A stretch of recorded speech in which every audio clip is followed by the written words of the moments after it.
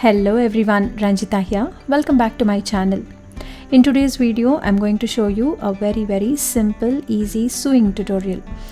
This video, I'm going to show you how to make a kids apron. As you all know, these days kids love doing pretend play. They love to play with their little kitchens, and this kitchen apron is going to be perfect for their pretend play. So I'm going to show you a very easy, beginner friendly tutorial for making this simple chef apron. So for this, first I will start by making a paper pattern. For that I will need a thick paper. You could use a chart paper as well. I will require a tape measure, pencil, a scale, and I will also be using a sketch pen so that the markings will be visible for you. I always prefer making a paper pattern first, because that way if I make any mistakes, I will be making it on the paper and I will not be wasting fabric. Also, I am using this kind of scale here. If you do not have a scale like this, worry not. You could use any wooden scale or metal scale, or you could use a simple tape as well. I have this quilting ruler, so I am using this quilting ruler for today's project. So now let's begin making the pattern. Today's video, I am going to show you how to make a chef apron for 1 year old. We can make alterations in the size according to the age of your child. So first I am making a mark here at 14 inches. This will be the total length of my apron, and there I will be making a straight line. But before doing that, make sure your left hand side is completely straight. My paper is already straightened, so I am not making a line there. In case if your paper is not straight, make sure to straighten up that edge first and then take 14 inches and draw a line here as shown. Then for the shoulder part, I am marking 3 inches. Since I am taking it for a 1 year old, I am taking 3 inches. Then I am making the chest line. For the chest line, I am making a mark at 4 inches. This might be confusing initially, but I will repeat all the measurements again. I am again drawing a straight perpendicular line here so that this will mark my chest line. Now at the base, for the width of the bottom of the apron, I am marking 5 inches, and now I will be joining the chest line and the bottom line here with a straight line.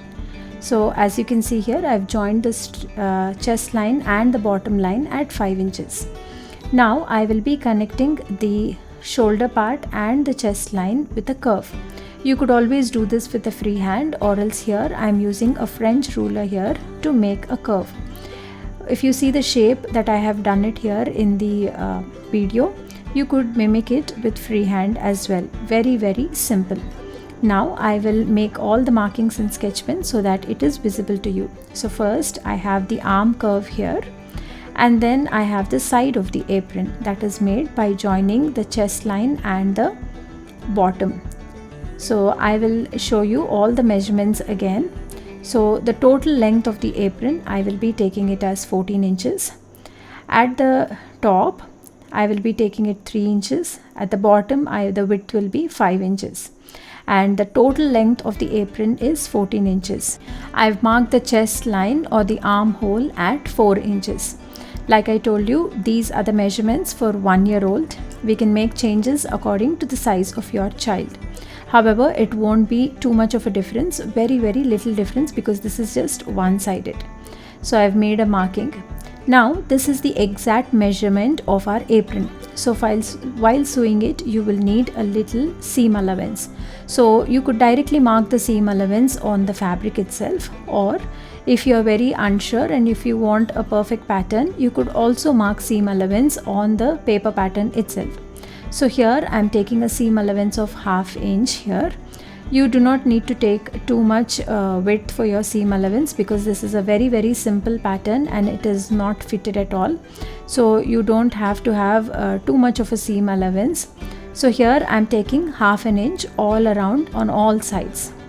One more thing you have to remember is that this pattern will be on fold. So when I say on fold, it means that this pattern is half of our apron. Please remember that. So now I am cutting this paper pattern.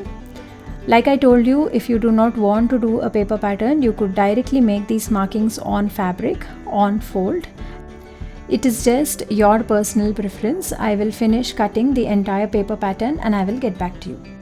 So now I've laid down my fabric. This is an old bed sheet that I wanted to reuse and make a little apron out of it. So here my cloth is in 2 folds. You could directly cut your fabric like this, but for today's apron I wanted the front to have a different pattern and the other side to have a different pattern. That way I will have a reversible apron and my child can use it in 2 different ways. That is, every time she will have a new pattern. Another benefit of having a paper pattern is that you could place your pattern on the fabric in any way you want.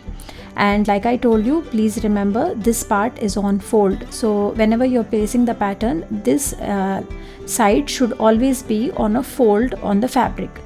So here what I'm doing is, like I told you, I wanted a reversible apron. So I'm just making sure that I fold this cloth in such a way. As I'm showing it to you in the video, I will just fold one layer and I will place my pattern this way. So I'm just placing some weight and I'm tracing this pattern onto my fabric carefully. So that is the benefit of using paper pattern. You will save a lot of fabric. If you want to make the markings directly on the fabric, you will have some wastage.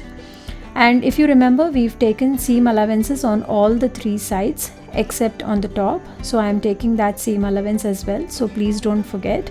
So I've taken an extra ½ inch there.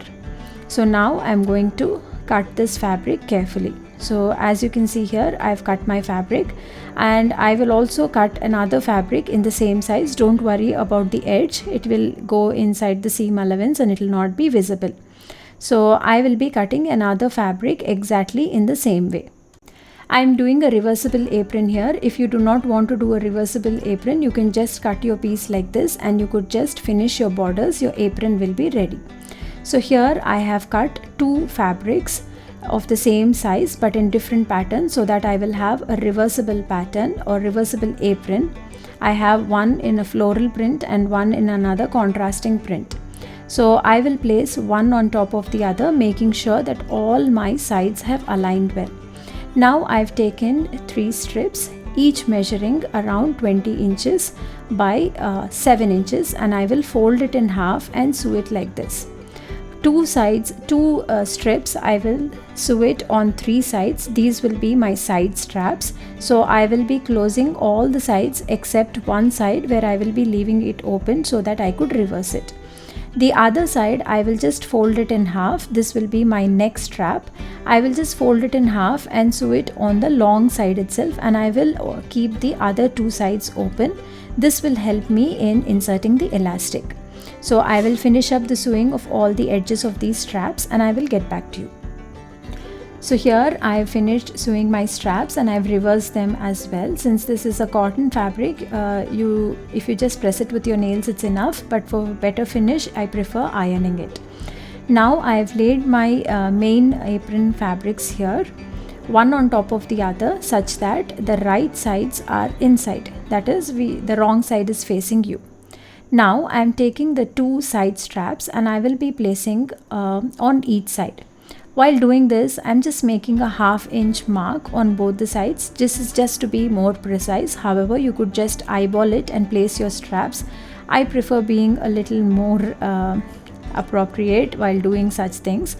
So I'm just more precise and I just make a marking. Now I'm carefully placing the aprons on one on top of the other, and I'm placing a pin so that the strap doesn't move and all the 3 layers are there. That is, I'm sandwiching my side strip in between the 2 main pieces. So as you can see here, I've placed my side strap in such a way that it is exactly near the marking that I have made. Now I am placing both the pieces on top of the other such that all the sides are aligned properly, and I am going to sew it on all the 3 sides, that is the base, the sides and the armholes. So make sure that you sew it giving the ½ inch allowance that we have done. Don't sew it on the top. Okay, just the side and the bottom. By doing it this way, you do not need to finish it again at the bottom. So as you can see here, I have sewed it on 3 sides. Now I will reverse the entire piece. Our apron here is completely reversed. As you can see, one side I have a print and one side I have a floral pattern. Very easy way. Now let's finish the neck part. So like I told you, I am going to now reverse this part. This will be my neck strap. I've just stitched it on one side. I'm going to carefully reverse it and I'm going to insert an elastic into it. So here I've reversed my neck strip. If you want, you could always press it and give it a more cleaner finish. So now I'm taking an elastic. This is roughly around 12 inches in length. While always taking the measurement of an elastic, do not stretch your elastic and take a measurement. Just keep it normally and then take a measurement. Now I am taking this 1-inch elastic and I am inserting into this strip. I am using an elastic here for the neck strap. This is because it would be easy for the kids to put it on and take it off. However, you could always skip it and just have a tie back there as well. It is personally your choice, but I wanted to have it a little easier for the kid to wear it and take it off.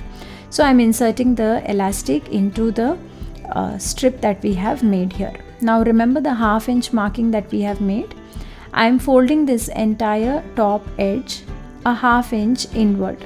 You could just eyeball it and do it this way, and I'm just creasing it with my nails so that there is a marking formed there.